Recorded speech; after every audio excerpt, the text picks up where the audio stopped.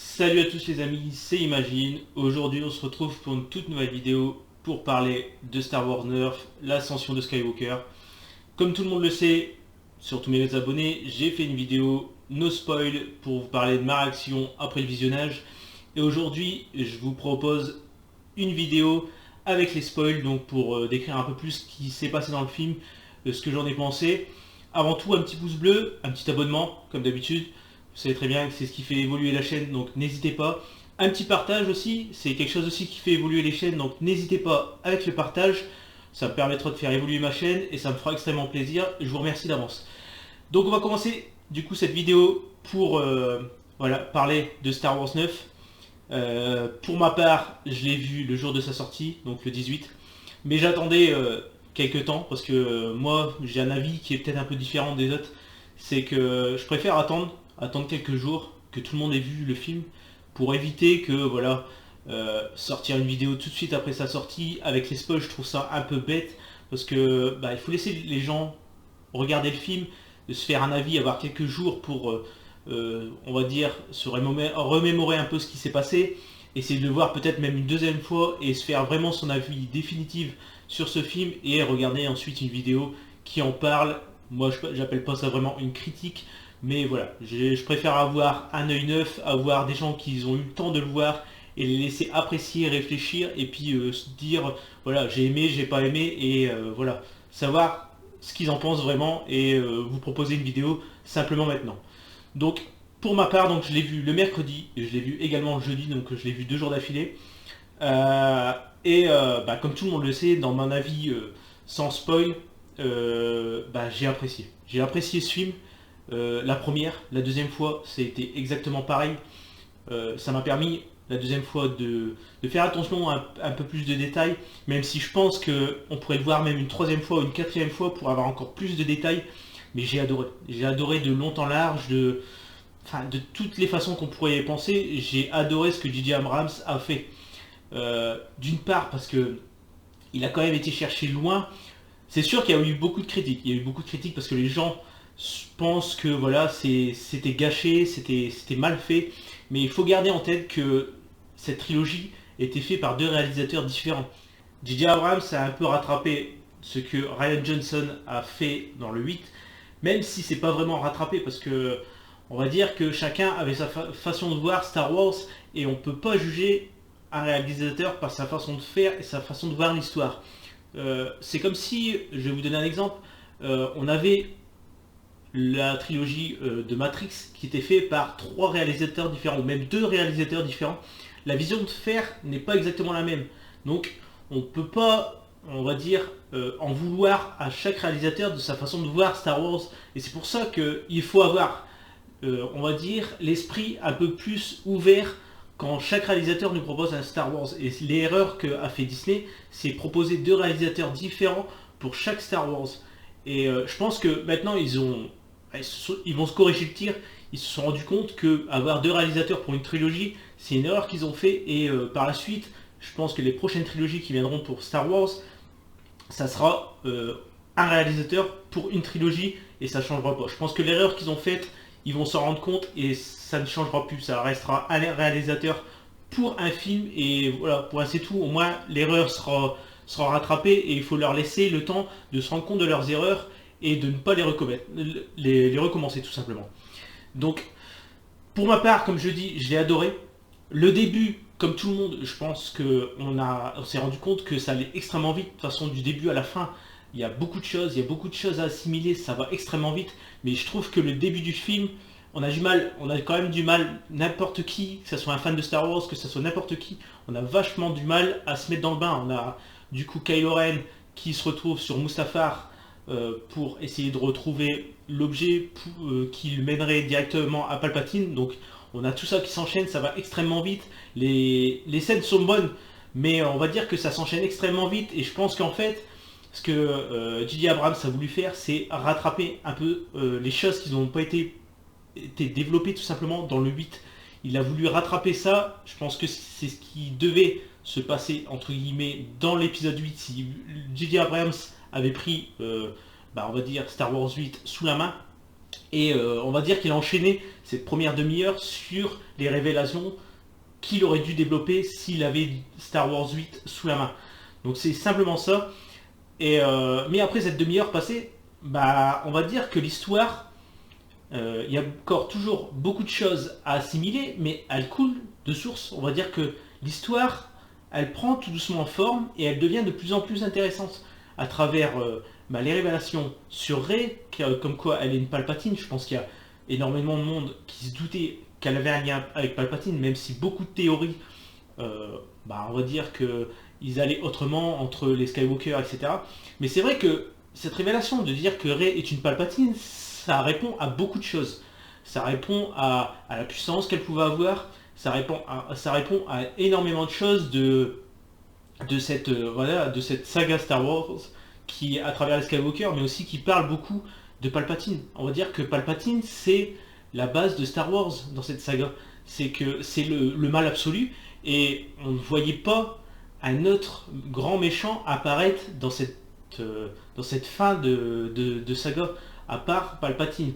C'est sûr, Snoke avait quand même, on va dire, un charisme, mais on se rend compte, et ça a été très bien fait, de dire que Palpatine était derrière tout ça. Et qui d'autre que Palpatine ne pouvait faire ça? Ensuite, on a Kylo Ren. Kylo Ren, franchement, on l'a jamais vu aussi bien développé que dans ce Star Wars 9. Star Wars 9 nous propose un Kylo Ren encore plus puissant et qui se révèle encore plus important que dans le 7 et le 8. Il redevient Ben Solo au bout franchement, d'un extrait qui est simplement énorme, avec Leia qui le fait revenir depuis le début. On se doutait que ça serait pas son père, ça serait sa mère qui le ferait rebasculer du côté lumineux, et ça a été extrêmement bien fait. Leia, parlons-en, Leia qui, en plus de ça, est super bien développée dans ce Star Wars 9, alors que l'actrice Carrie Fisher n'est même plus là. Franchement, j'ai adoré ces scènes avec Leia, alors que son actrice n'est même plus de ce monde. Ça va être simplement énorme, la prouesse technologique de faire revenir un personnage comme Leia. Venons-en à cette confrontation finale entre Rey et Palpatine. J'ai simplement surkiffé cette scène. On se rend compte du coup de la puissance encore plus omniprésente de Palpatine. Rey qui se sent obligé à la confrontation, mais qui se sent faible. Et c'est Ben qui vient à son secours, qui lui fait revenir l'espoir de pouvoir changer les choses. Et cette dyade, comme il l'a expliqué, est simplement magique. L'histoire de cette dyade entre Kylo Ren et Rey, c'est simplement, on va dire, super bien développé. C'est quelque chose qui depuis le début était devant notre nez et on n'a jamais pensé à cela.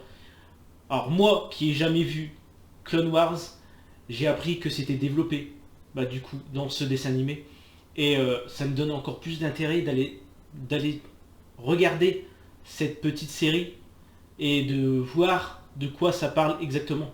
Alors on sait tout ce qui est qu'est-ce qu'une dyade, on sait que voilà, c'est un lien entre deux personnes qui est à travers la force, et simplement c'est simplement magique de voir que J.J. Abrams a su aller piocher par endroits des choses qui nous sont déjà expliquées dans l'univers étendu de Star Wars, et qui a su tout nous remodeler pour ce Star Wars 9.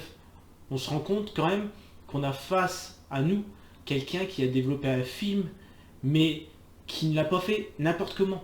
Et franchement, cette histoire de dyade, c'est simplement magique. Ça pousse encore plus les fans à découvrir tout l'univers étendu de Star Wars. Et c'est simplement magique. J'ai adoré. Alors, il y a une chose qui, on va dire, dans ces scènes finales, qui m'a pas forcément déçu, mais qui aurait été bien. Alors, le moment où Rey commence à entendre toutes les voix des Jedi, donc quand elle demande leur aide, j'aurais espéré que quand elle se confronte, qu'elle se relève et quand elle se confronte à Palpatine, j'aurais simplement adoré voir tous les fantômes des Jedi derrière elle. Ça aurait été juste un symbole de plus qui aurait fait monter en puissance cette scène finale. On va dire que c'est pas un point négatif, mais on va dire que c'est une chose ajoutée qui aurait été simplement magique, et je pense que elle aurait pris encore plus d'importance, cette scène, si ça aurait été développé comme ça. Mais forcément, on trouvera toujours des choses à redire, des scènes qui auraient pu être améliorées, comme je pense même à le moment où Chewbacca, Chewie, apprend le décès de Leia. On sent le côté triste, on sent que voilà, il y a beaucoup de personnes, je pense, qui ont dû pleurer à ce moment-là, mais on va se rendre compte aussi que elle aurait pu être encore plus pointilleuse et encore plus émotionnelle à travers cette scène, parce que Leia et Chewie, c'est quand même, on va dire, c'est comme Han Solo et Chewie, ça reste pareil, c'est quelque chose de très fort, et on aime bien quand il y a ces moments où il y a vraiment de la tristesse, etc. Moi, je vais pas le cacher, ce Star Wars 9 m'a fait pleurer à chaque fois que je l'ai vu. À chaque fois que je l'ai vu, il y a ces scènes où il y a juste à ce moment-là qu'il y a Ben Solo, etc., qui redevient du côté lumineux, grâce à Leia, grâce à son père aussi. Et à ces moments-là, j'étais extrêmement triste, donc j'ai pleuré.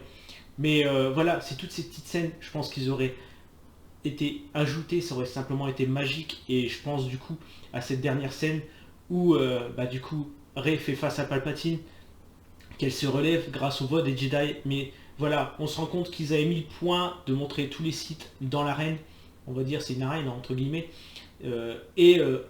Faire montrer que les Jedi sont capables de pouvoir rentrer dans un temple à moitié obscur et pouvoir faire face avec Rey face à Palpatine, ça aurait été simplement magique. Même voir la tête de Palpatine changer et se rendre compte que tous les fantômes des Jedi sont derrière elle, je pense que ça aurait pu être une chose ajoutée qui aurait donné encore plus d'importance à cette fin de saga. On passe ensuite à la scène finale où on retrouve du coup Rey aller sur Tatooine pour redéposer les deux sabres, celui de Leia et celui de Luke.